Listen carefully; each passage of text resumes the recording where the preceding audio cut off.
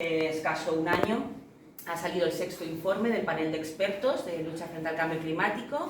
Es donde se apoya la ciencia, y obviamente son los científicos, el conocimiento está ahí en esos informes, donde se apoyan los gobiernos a nivel mundial para la toma de decisiones y obviamente a escala ya regional, los sectores económicos, etcétera. Es decir, parte de esa base, pues el 6º informe ha hecho cosas que ya sabíamos, pero que es bueno que se pongan de manifiesto. Una, la lucha frente al cambio climático es inaplazable.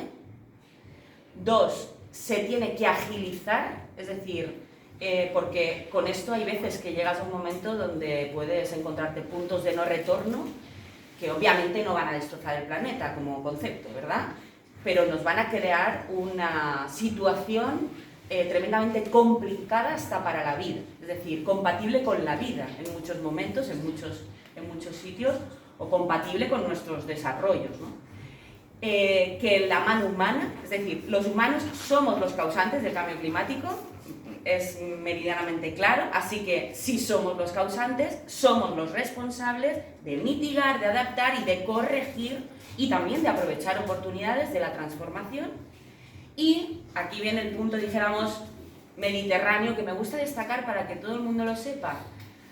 Lo que han hecho los expertos es mapear las zonas del mundo donde los efectos del cambio climático van a vivirse con mayor virulencia y, por tanto, si no hacemos medidas ágiles, va a impactar mucho más sobre esas sociedades, y el Mediterráneo es una de las zonas del mundo donde los expertos claramente indican que vamos a vivir las consecuencias del cambio climático con mayor gravedad, de una situación crítica. Cuando ves eso, eres un gobierno autonómico o eres un vecino o vecina, ¿verdad?, de Alicante, o un gobierno municipal, te puedes asustar mucho, es obvio, ¿no? Porque vas perdiendo confort climático y lo vivimos, ¿verdad? Ahora ya hemos pasado 70 noches al año por encima de 25 grados, a lo mejor lo soportamos relativamente bien los que estamos aquí, pero hay gente que no lo soporta tan bien, incluso va asociado a muertes, eso es así, la salud de las personas se ve claramente impactada, va asociado, lo hemos vivido, a episodios completamente críticos, ¿no?, irregulares y que impactan sobre nuestro territorio. Lo vivimos con la Dana en la Vega Baja, pero lo vivimos con Gloria en las costas, y bueno, los fenómenos frecuentes, irregulares y que chocan van a sufrirse. Lo vivimos obviamente en que tenemos que transformar nuestro modelo económico, además es que tenemos que hacerlo, no puede estar el mundo avanzando hacia ahí y nosotros quedarnos retardados. Hay muchas más cosas asociadas, plagas, enfermedades, bueno, ¿para qué decir todo lo que la ciencia nos dice que va a ir sucediendo si no somos capaces de contenerlo, diría, contener los efectos que algunos ya van a suceder, y eso también es así. Entonces, como sociedad, si somos causantes, las personas, si estamos mapeados, señalados, porque vamos a vivir los efectos más críticos, creo que es obvio que los poderes públicos o los responsables públicos tenemos que alinearnos con la ciudadanía para ser promotores es decir, tenemos que llevar la iniciativa para intentar paliar esos efectos, para intentar contribuir en políticas que adapten y mitiguen los efectos del cambio climático en nuestro territorio y que contribuyan nosotros en la suma de todo lo que tiene que hacer todo el mundo, ¿verdad? Porque esto del cambio climático no entiende fronteras. Podríamos hacer aquí las mejores políticas, pero obviamente estamos a escala mundial, ¿verdad? Y eso también te genera una sensación, pues bueno, de vértigo, ¿verdad? Pero bueno, nosotros tenemos que hacer lo que nos toca, ¿verdad? Entonces, por eso es por lo que nace este acuerdo del Botánic 2, donde el primer punto es la ley, por eso nos pusimos a redactar la ley, por eso cuando íbamos a presentarla 3 días antes de que nos encerráramos todos por una pandemia, la teníamos ahí y decidimos parar la presentación. La decidimos parar por una cuestión de que todos sabemos los primeros días la incertidumbre que había en esta pandemia mundial y cómo podía afectar a todos, ¿no?, este shock tan traumático que hemos vivido y que afortunadamente lo hemos ido superando. Pero en ese momento nos dimos cuenta de ostras, esta ley es tremendamente transformadora e interpela absolutamente a todo y a todos. Y nos dedica a todos los articulados a saber que en las futuras décadas tenemos que cambiar muchas cosas. Y claro, tener que digerir lo que esta norma dice, pues era en ese momento un poco... Y esperamos unos cuantos meses a ver cómo se comportaba esto del COVID, que nadie sabía en ese momento. Pero bueno, hicimos ya pública la ley está en las Cortes, ya ha pasado por la aprobación del Gobierno y bueno, el Poder Legislativo, las Cortes ya la aprobarán. Y en su momento, incluso ahora, ya iba mucho más que la ley estatal en ambiciones, ¿no? Pero casualmente se ha quedado en menos que las ambiciones corregidas europeas. Europa ha corregido sus ambiciones para el 2030, 40 y 50 y por tanto ya ha marcado hitos de reducción de emisiones, de reducción de consumo energético y a la vez de generación de energías alternativas, es decir, los objetivos grandes que persigue la ley, cuando los escribimos, son más altos que los que están en la ley estatal. La ley estatal tendrá que corregirse, porque Europa ya ha corregido incluso sus objetivos, ¿vale? Hace escaso tiempo. Primero lanzó en la COP de Madrid, que se iba a hacer en Chile, lanzó neutralidad climática en 2050, esa es la primera vez que se pronuncia Europa en favor de ese objetivo en 2050, y a partir de ahí han ido corrigiendo sus objetivos y ampliándolos y siendo mucho más ambiciosos en generación de renovables, en reducción de consumo energético, en reducción de emisiones, ¿no? El marco está claro. Y entonces, la historia es que tú puedes poner en una norma, pues bueno, en el 40% en 2030 de reducción de emisiones. Y lo puedes escribir y decir, pues ya está, ya lo he puesto, ya he cumplido. No, claro, para hacer eso, ¿qué es lo que hay que hacer? Y eso es lo que la ley intenta explicar. Que obviamente después tiene que ir también a escalas que la ley no puede escribir absolutamente todo, pero el marco general de lo que tenemos que hacer sí que lo escribe la ley. Y la ley, dijéramos, marca unos pilares en los que debemos de asentar la transformación. Tenemos que asentar la transformación en dónde se producen las emisiones, dijéramos, ahí es donde tenemos que insistir más, porque si hubiéramos hecho la transición ecológica al ritmo que nos había marcado la ciencia y que nos estaban alertando los expertos, pues seguramente ahora estaríamos en una situación diferente. Pero cuando has consumido tanto tiempo y lo que te queda para no sobrepasar el 1,5 grados de temperatura es tan poco, ¿vale? Para ese punto, vamos a decirle, de descontrol de las consecuencias que vendrán del cambio climático, cuando has consumido tanto tiempo, nuestra idea era, la idea que hemos plasmado en la ley, pero que además lo comparte, dijéramos, también la norma estatal y los objetivos europeos, es vamos a los focos de la emisión. Es decir, ahí tenemos que hacer un trabajo muy insistente y muy rápido, ahí hay que reducir drásticamente y obviamente todos los sectores que también son emisores, todos nuestros comportamientos sociales y económicos que también son emisores, pero en menor grado, pueden ir adaptándose con un poco más de tiempo, ¿vale? Pero de entrada hay que rebajar drásticamente y por tanto vamos a ir a concentrarnos. Obviamente, ¿qué hemos hecho? Que además es público y os animo a consultarlo en la web de Consellería, es súper fácil encontrarlo, inventario de emisiones, todos los municipios, está desgranado por municipios, también está el global, puedes ver Alicante, ahí pone las emisiones que se producen aquí en la ciudad de Alicante, puedes ver cuáles son los focos de emisiones, las cantidades de CO2, etcétera, incluso puedes ver cuál es el sumidero, ¿no? Obviamente los municipios que tienen más masa verde, ¿no? O más actividad vinculada a ella, al ámbito forestal, son más captadores, ¿no? Aquí, por cierto, la ciudad de Alicante no contribuye mucho a ser captador y quiero, ahora luego lo comentaré, agradecerte, Rafa, y a Compromís el plan que habéis presentado, porque reverdecer las ciudades no es pictórico, no solo dibujar en verdecito las ciudades para que... No, es también generar espacios libres de emisiones, de captación, etcétera. Es decir, nos tenemos que ayudar en eso también, Pues bueno, dijimos, vamos a hacer el inventario, que todo el mundo sepa qué emisiones estamos haciendo en las ciudades, porque la ley que persigue ir a esos focos. por excelencia la movilidad es uno de los grandes emisores. Claro, ¿por qué os digo que las ciudades son necesarias en la transformación? Porque en las ciudades se producen los mayores movimientos, ¿no?, de nuestro comportamiento en vehículos. Ya no estamos hablando de vehículos pesados, es decir, ya no es la movilidad que también está desgranada sobre el transporte, vamos a decirle, vinculado a la economía. No, los grandes emisores somos nosotros mismos, con nuestros vehículos, nuestra manera de relacionarnos con el territorio. Y claro, uno puede decir, ostras, es que esto para atacar ahí, claro, necesitas alternativas. Bueno, es que la ley viene a perseguir eso, es decir, si hay que hacer transformaciones grandes en el sistema de movilidad, las ciudades, los municipios, las personas, tenemos que hacer políticas de movilidad colectiva o de reducción de la movilidad, porque también la alternativa a la movilidad no es cambiar un coche convencional con un coche eléctrico o unos cuantos coches por un autobús. Todo eso se tiene que hacer, ¿eh?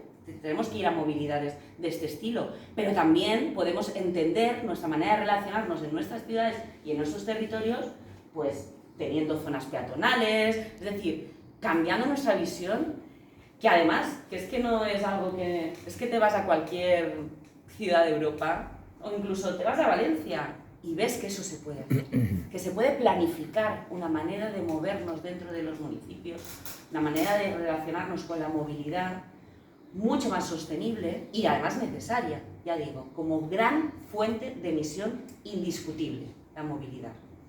La norma interpela claramente a eso. Es decir, pone objetivos claros de reducción en ese tipo de emisiones y, por tanto, de transformación a una movilidad sostenible.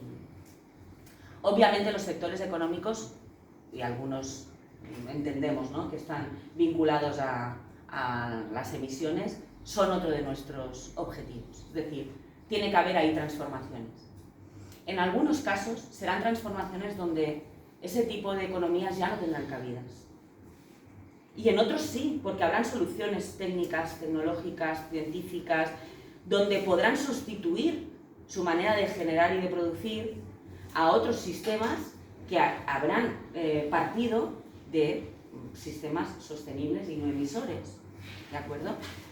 Pero hay economías que van a sufrir, es verdad, pero también hay otras oportunidades de fuentes de generación de ocupación y de economías nuevas que hoy no están presentes y que van a desarrollarse increíblemente.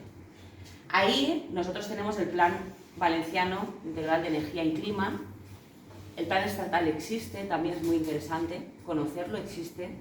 Viene a hablar de los sectores económicos, fundamentalmente, y su contribución en las futuras décadas en las reducciones de emisiones y en la transformación que tienen que hacer. Y le pone deberes a los sectores económicos según sus fuentes de emisiones, pero además también le pone pues bueno, las capacidades que pueden tener de adaptarse. Y habla de una cosa muy interesante que yo, pues en esto que el facherío de Vox, ¿no?, que siempre dice que somos terroristas climáticos y ecologetas y no sé qué, y que vamos a crear un caos, me gusta destacar una cosa que pasa desapercibida mucho, y es la capacidad de generar nuevos yacimientos de ocupación. El Plan Nacional estima al año entre 250 y 350.000 nuevos puestos de trabajo vinculados a la transición ecológica. Es verdad que ese reparto, pues no podemos hacer la cuenta de, pues somos el 10% de la población, pues seremos el 10%. A lo mejor es que es más. O sea, incluso a lo mejor en un territorio como el nuestro, según las economías que van a desarrollarse y según los puestos de trabajo que pueden desarrollarse en esta transición, pueden ser más, quién lo sabe.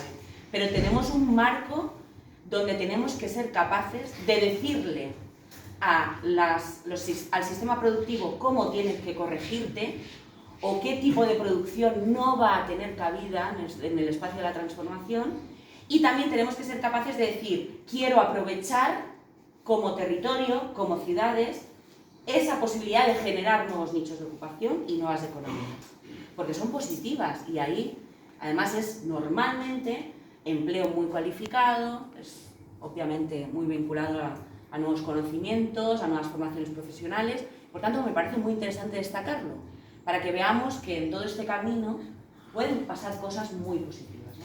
Entonces, la ley también interpela claramente a los sectores económicos. Y después, la ley también habla del territorio, del urbanismo, es decir, de allá donde vivimos, ¿no? Obviamente, sobre todo de donde vivimos, ¿verdad? Y de cómo tenemos que corregir nuestro urbanismo, nuestro territorio, la manera en la que diseñamos las ciudades, el potencial que tienen también las ciudades para poder contribuir en esa reducción de las emisiones y en esa generación de energías, etcétera, y cómo tenemos que integrarlas, ¿no? Entonces, la ley también habla de eso, de lo que está hecho y de lo que tiene que planificarse. Es por fin una norma que marca al urbanismo desde una visión verde. Claro, lo que ya está hecho tenemos que intentar adaptarlo, es decir, el urbanismo existente puede también adaptarse a esta transformación y contribuir. Pero pongamos una norma que ya le diga a los desarrollos urbanísticos que puedan haber, sean industriales, empresariales, es decir, hablemos de polígonos, o sea de residenciales, o sea, me da igual cuál sea el futuro del territorio y el urbanismo, hombre, no me da igual, me refiero que la ley dice, vayas por donde vayas, si desarrollas ya vas a tener ese componente de sostenibilidad aplicado a ese desarrollo. Es decir, no vas a poder desarrollar, por ejemplo, espacios nuevos que no tengan ya una reserva incorporada sí o sí para que su abastecimiento energético esté garantizada la energía renovable suficiente. Pues me la dejas en el suelo, me reservas suelo, es decir, pues mira, en vez de hacer un desarrollo urbanístico más grande, pues la mitad la vas a dedicar a generar un espacio de fuentes renovables o aplicado a al mismo urbanismo, no sé, por poner ejemplos, ¿no? La ley tiene unos capítulos muy importantes sobre el tema territorial. Una de las cosas que yo sé que no es políticamente correcta, pero que yo creo que toca explicarla, y yo en esto, yo no quería hacer una ley que no hablara de fiscalidad verde. Y lo tenía muy claro, sé que es a veces muy impopular porque hay que explicarlo mucho, ¿verdad? Y entonces dice, bueno, ¿y esto qué quiere decir? Bueno, ¿qué quiere decir? Que si a mí me pones en una balanza entre la fiscalidad antigua y la fiscalidad verde, yo te digo, el mundo tiene que avanzar hacia un sistema de fiscalidad verde. Es decir, es que prefiero renunciar a fiscalidad tradicional, concebida desde un marco pues, de rentas o de... Es que hasta prefiero más eso, que creo que es una fiscalidad más antigua, que la nueva, que siempre tiene que incorporar la nueva fiscalidad un prisma de sostenibilidad. Creamos una fiscalidad verde, con varios objetivos. Lanzar también mensajes muy claros, por ejemplo, hay una que la fiscalidad que ha sido más controvertida. A partir del 2025, los vehículos contaminantes pagarán. ¿Esto por qué era? Porque hay un anuncio, además de estos que quiere ser tajante por parte de la Unión Europea y que yo aplaudo, que a partir del 2040 no se podrá adquirir un coche contaminante. Claro, nosotros decíamos, si tú a partir del 2040 no vas a poder adquirir un coche contaminante, yo no quiero incentivar como gobierno que el 31 de diciembre del 2039 alguien pueda comprar el coche más contaminante que haya. Porque es que se va a pasar 20 años a lo mejor o 30 años con un coche ultraemisor. Quiero decir, y no será más normal que en las nuevas matriculaciones a partir del 2025, es decir, un mensaje a la gente de si tú a partir del 2025 vas a adquirir un coche contaminante, que sepas que por esa acción irresponsable, cuando en el mercado ya tienes otras posibilidades, vas a tener que pagar. Vas a tener que pagar. Pues es un mensaje, tampoco pensemos que son una millonada, pero entenderme que es el mensaje de ir introduciendo elementos de fiscalidad en cosas que tenemos que corregir. Si tenemos que corregir las emisiones asociadas a la movilidad y no intentamos poner encima de la mesa ese elemento como algo que choque, ¿no? Aunque sea la fiscalidad, bueno, aparte de eso, obviamente, tenemos fiscalidad en emisiones que tienen que ver con están las difusas y las no difusas, pues bueno, ahí entre lo que están obligados a hacer las empresas y las empresas que no tienen obligación, pues si no corrigen sus procesos para eliminar sus emisiones, también tendrán que hacer, tienen una imposición. ¿Esto qué genera? La ley hace otra cosa, y es generar un fondo finalista. Es decir, esto no va a ninguna caja común, que a ver a dónde se lo van a gastar los gobiernos, y aquí dicen todos que esto es para la transición ecológica y se lo gastan, pues no sé, en grandes eventos y grandes obras faraónicas, como en otros tiempos hemos vivido. No, se genera un fondo finalista, es decir, el dinero va a una bolsa concreta que es precisamente para toda la normativa de la ley pueda desarrollarse. Es decir, los ayuntamientos beberán de esos fondos para hacer sus cambios en sus municipios, en movilidad, en adaptación urbanística, territorial. Las personas beberemos de ese fondo para poder hacer nuestras transformaciones, por ejemplo, de vehículos. Las empresas podrán beber de ese fondo para hacer todos sus cambios de procesos tecnológicos, etcétera, en sus sistemas de producción. Es decir, la norma genera una imposición verde precisamente para poder ser captadores de fondos para hacer estas transformaciones. Tenemos que pensar que cuando nosotros redactamos la ley, eso del New Generation, ahora que se han puesto tan de moda, los fondos de recuperación no existían. Esta cantidad de miles de millones de euros que Europa ha decidido poner encima de la mesa muy acertadamente para hacer transformación también sostenible, porque, sabéis, Europa ha dejado muy claro, los fondos de recuperación tienen que servir para dos cosas, solo para dos cosas: digitalización y transición ecológica. Lo ha dicho clarísimo. De ahí, obviamente, van saliendo proyectos, van saliendo objetivos, pero todos, absolutamente todos, tienen de matriz la digitalización y la transición ecológica. Ha sido algo muy acertado por parte de Europa, y en ese momento, claro, cuando nosotros escribimos la ley, no sabíamos que íbamos a tener la oportunidad, como gobierno valenciano, como ayuntamientos, como sectores económicos, como sectores sociales, de tener en estos próximos años muy concentrados muchos fondos para hacer transición. Por tanto, necesitábamos estar seguros que escribes una norma, que estás hablándole a la gente de qué tipo de transformaciones tiene que hacer, pero luego no tienes capacidad de desarrollarla. Y sinceramente, las políticas públicas se hacen con fondos públicos, y los fondos públicos nacen de lo que somos capaces de la sociedad de contribuir. Eso es así. Entendimos en ese momento que esto es política de interés general de primer orden. Si nadie discute que gracias al sistema sanitario hemos podido hacer frente a esta crisis pandémica en muy buenas condiciones, si nadie discute que el pilar de la transformación de cualquier sociedad de progreso es la educación, que nadie discuta que las políticas ambientales es el tercer pilar de la sociedad de bienestar y que toca e impregna absolutamente a todo. Entonces, entendíamos que debíamos de declarar, para nosotros es como hacer una declaración en esta ley de decir, esta norma no puede ser una norma más, no puede ser una norma que no puede desarrollarse, tiene que desarrollarse. Y por tanto, la parte fiscal era como darle robustez a la ley para poder llevarla a cabo, ¿de acuerdo? Asentado sobre todo eso, pues obviamente la ley habla de agricultura, habla de residuos, habla de gestión de agua, la ley es inmensa, ¿no? Pero ahí después hay que bajarla a, por ejemplo, cuando habla de residuos, pues a nosotros nos parecía interesante que hubiera una ley de economía circular, que también está en las Cortes y se aprobará, porque ahí hay muchas cosas que hay que, no solamente en gestión de residuos, porque la economía circular es mucho más allá, es un mundo ahora ya de cómo poder reincorporar. De entrada, la jerarquía del residuo es primordial, tenemos que reducir nuestra generación de residuos, eso es number one, pero después de ese número uno que tenemos que impregnarnos aquí todos, y las políticas deben ir siempre a ese primer punto, producir menos residuos tanto cuando produce el que lo hace, a nivel empresarial, como el consumidor, nosotros.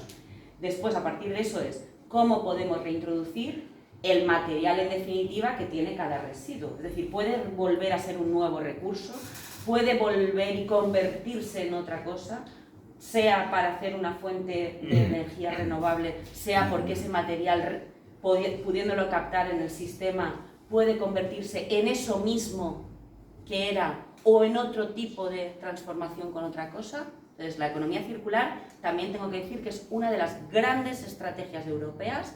Nosotros tendremos ley propia, hay ahora una estrenada ley estatal que hace 2 semanas, o no, el 10 creo que fue, que se ha publicado ya en el BOE, o sea, está recién estrenada, y es uno de los grandes nichos de generación de ocupación, sin lugar a dudas, porque pensemos en que todos estos sistemas de reintroducción, reinvención, reutilización y recaptación de lo que antes era un residuo, eso, ¿vale? Estos nuevos procesos, muchos de ellos no están inventados. Y algunos estaban inventados, pero pasaban como algo muy anecdótico. Ahora no, ahora forman parte del sistema, es decir, el sistema tiene que garantizar que todo esto suceda. Antes de que vaya un residuo a enterrarse, porque ya no vale, imaginemos que tenemos que pasar a un 10% como mucho de rechazo, ahora mismo estamos en un 50% de rechazo, o sea, todo lo que generamos de residuo, 50% está enterradito. Pues ahora eso tiene que quedar como mucho en un 10%. Imaginaros todo lo que es captar ese tipo de residuos y poder buscar la manera de reinventarlo, reintroducirlo, reciclarlo, tal. Son cosas que generarán economías y generarán ocupación y además generarán, obviamente, un sistema mucho más sostenible, ¿verdad? Porque no necesitaremos volver a la matriz, volver a usar materias primas para volver a hacer ese tipo de material que entendemos, ¿no? Al final esto es un ciclo. Así que economía circular, por favor, tengamos clarísimo que es una de las grandes herramientas y estrategias de futuro y por las que más van a apostar Europa y todos los gobiernos en cualquier escala. Pero también hablábamos de economía circular, por ejemplo, en agua, ¿no? Aquí en Alicante tenéis varios problemas, os lo digo de verdad. Además, en 2 de los grandes pilares, el agua, ¿vale? Pero grandes, el agua y los residuos, ¿eh? Tenéis una política, voy a decirle complicada, yo dejaré lo políticamente incorrecto para los concejales, pero muy complicada en gestión por parte de este gobierno de vuestras aguas y de la capacidad de reutilizar esas aguas, obviamente depurarlas correctamente, etcétera, y de poder reutilizarlas, ¿vale? En una tierra con una tensión hídrica evidente y que no irá a menos, por mucho que nos haya llovido más que en 200 años, ¿verdad?